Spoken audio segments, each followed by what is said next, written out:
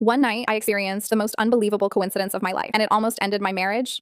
Around 2 a.m., my phone rang and woke me up. Half asleep, I answered it. A man's voice said, "Hey babe, I just got off work. My car won't start. Can you come pick me up?" I was exhausted and not fully awake. The voice sounded familiar enough, so I replied, "Okay, I'm on my way." I got dressed, grabbed my keys, and quietly left the house. What I didn't realize was that my husband was still asleep right next to me. When I arrived at the parking lot, no one was there. Just one guy, leaning against his car, scrolling on his phone. I waited. 10 minutes, 20 minutes, almost an hour. Finally, I walked over and asked if he needed help. He looked confused and said, "I already called my girlfriend. She should be here any minute." That's when my heart dropped. I went inside and asked an employee if my husband was working that night. She frowned and said, "No, he's off today." I felt sick. I borrowed a phone and called my husband. He answered furious and hurt, asking where I was and why I'd left in the middle of the night. He told me he heard me answer the phone, say, "Okay, love you," and walk out. When he checked my call history and saw an unknown number, he thought the worst. I ran back outside and asked the guy to check the number he'd called. His face went white. He had dialed one digit wrong and accidentally called me instead of his girlfriend. We both just stood there in shock, then started laughing. I helped him jumpstart his car and rushed home. My husband didn't believe me for days. Then one evening, he came home smiling. One of his coworkers told him the exact same story about a guy who accidentally called the wrong woman to come rescue him. All of that because of one wrong number.